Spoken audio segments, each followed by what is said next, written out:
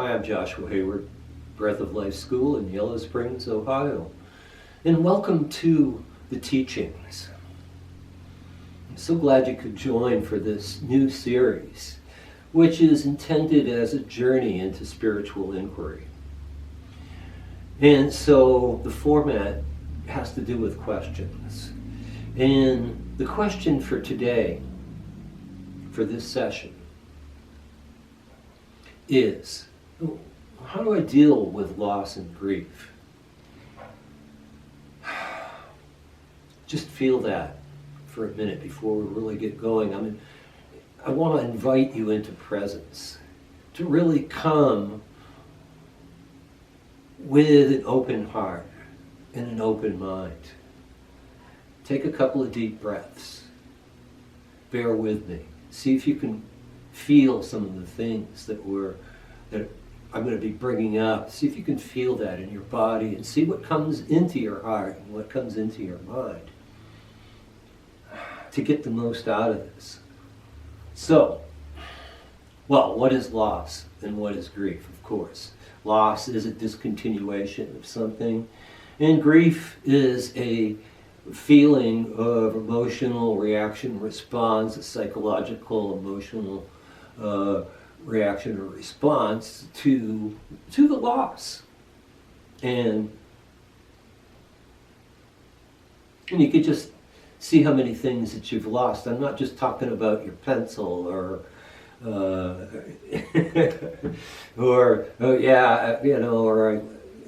these trivial things. I'm talking, they all mount up to something, every little thing. And when you have an emotional reaction to loss, you're adding to that experience of grief. But let's dial it back to the beginning. How does loss actually happen? And what is our first experience of loss? And I think the first experience of loss is when we incarnate into the body and we have this feeling of separation. We experience separation from God or from source energy. I would like to say right off the bat that that's not actually true. And so there's a little bit of relief right there. No,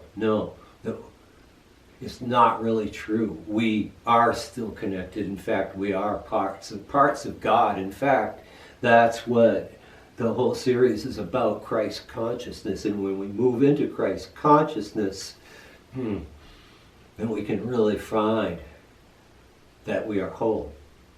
But I'm kind of getting ahead of myself a little bit right here. Now I'm foreshadowing a little bit what's coming. But once again, stay in that feeling of loss just a little bit, and understand that when you came into the body, in the womb, and out the womb into being a separate entity, seemingly separate entity in your body, here you are.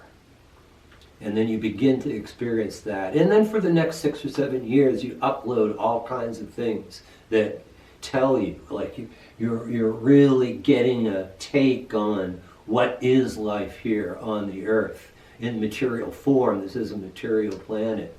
You begin to really get a sense of loss because you lose bits of yourself with your upbringing every day. In fact, almost every moment. You get some good stuff too, some really good stuff. And this isn't an indictment of parenting at all. It's just the way things happen. Once again, stay in your heart right here and see what you feel about this. Because you get a sense that there is loss, and you really, by the time you're about 6, 7, 8, you're really feeling a sense of loss. And there's a sadness that you may or may not even begin to experience. But as you begin to get older, you know more and more. You get a sense of that suffering. And suffering is loss. Suffering is connected with loss and grief. And the Buddhists say that we are on the path of samsara as humanity. And our job is to transform and to transmute that suffering into remembrance of the connection with God. This is what I'm talking about right here. Not Buddhism, not Hinduism, not Christianity, not Muslim, not Islam, not any of those religions or faiths. This is a real direct connection with God that we're talking about. You feel that sense of loss. And what happens is that over and over again, the more we feel that we've lost a part of ourselves, that we've lost a part of who we are, we didn't get permission to just naturally express who we are. As a child, we got reprimanded. We got told that no, that's not good. In fact, there were parts of ourselves that we were led to believe weren't any good. Once again, no matter how good your parents are, this is what happens. Because it's not just your parents, it's the environment. And we're inheriting our life from and moving into an environment that has been experiencing loss for millions of years. So we come into loss. And so that self-fulfilling prophecy becomes true more and more every day. And we build what I call a grief body. In other words, we feel these losses, and the emotional response turns into grief, and it collects inside us, in our chakras, in our atoms and cells of the body, and our organs. And we're filled with a lot of this stuff. And it's not physical so much, but it really is chemical. And I'm not going to get all scientific here, but get into your body and feel right this moment any losses that you've incurred. And you can feel something in there. Yeah. And it's grief. And grief manifests in many different ways: anger, rage, disillusionment, despair, depression.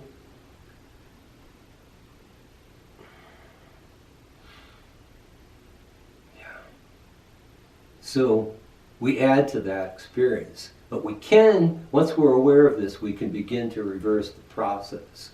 We can move into that connection that we have within us and begin to almost disbelieve, if you will, all the crap that's happened to us.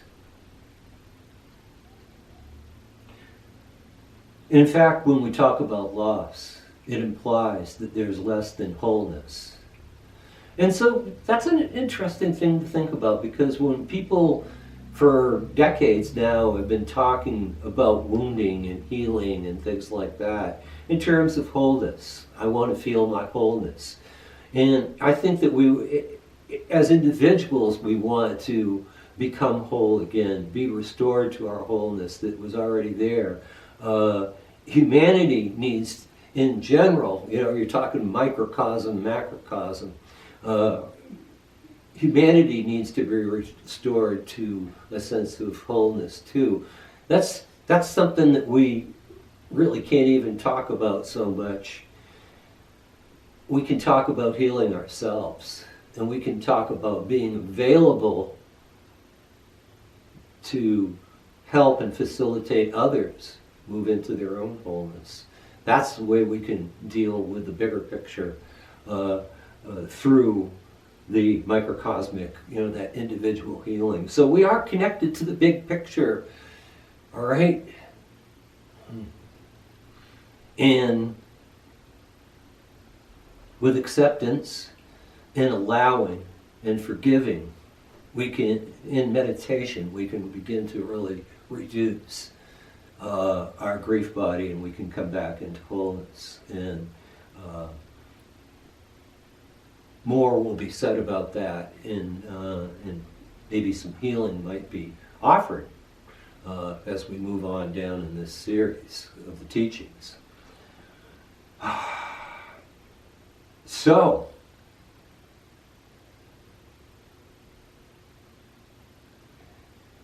Set an intent to move into your wholeness.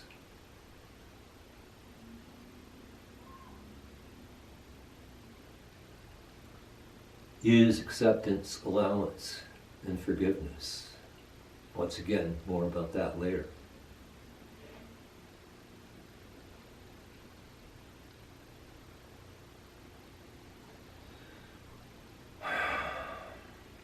Feel the presence within you. Feel it around you.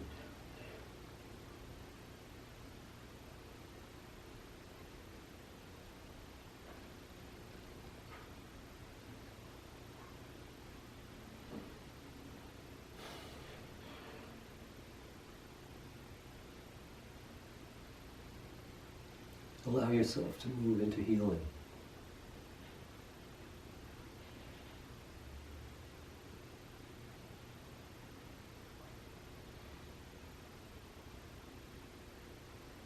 To be whole. And to work through the loss and the grief. You need to accept who you are and also what has happened. That's the energetic key to everything. And then allowing, with that acceptance, for the journey to continue and to move on. With an intention that what has happened will be allowed to heal. And it will. And forgiving. Forgiving yourself, forgiving others, forgiving the world, forgiving source energy, forgiving God, forgiving the universe.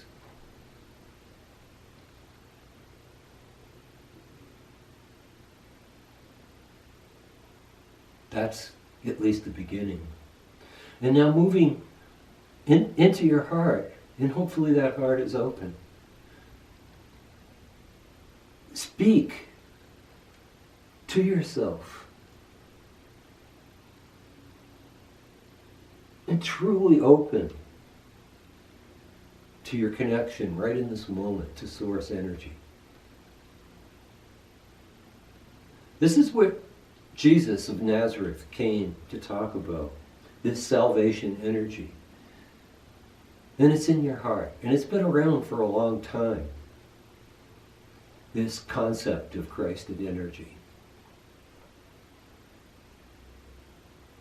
And Jesus said he was one with the Father. And all the implications are that if we're one with Christed energy in our hearts, that we are one with God too. We're all so completely connected there. And we're forgotten. Vehemently, we've been forced to forget by the circumstances. It's part of this really complex, amazingly wonderful, beautiful, ugly, spectacular, boring, crazy-ass world that we're in. In a way, it takes you apart so you can come back together. And we can experience source energy by opening our hearts to it. Prayer, meditation, surrender.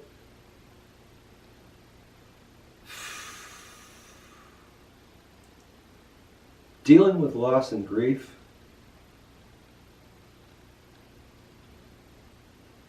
This is the key to the movement of ascension. And this wave of ascension that's happening. I also call it divergence. It's like tribulation or pre-rapture from the Christian tradition.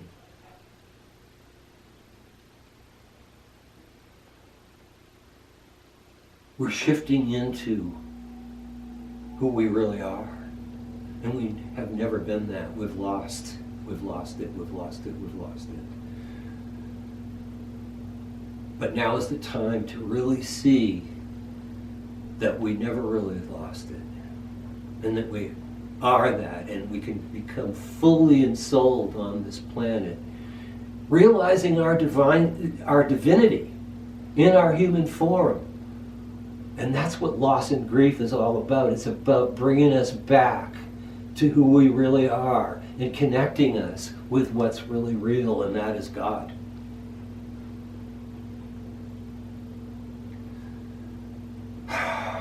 So thanks for joining. I'm Joshua Hayward, and we will continue this series of teachings, the teachings from Christ consciousness, very soon. So until then, namaste, be well, many blessings.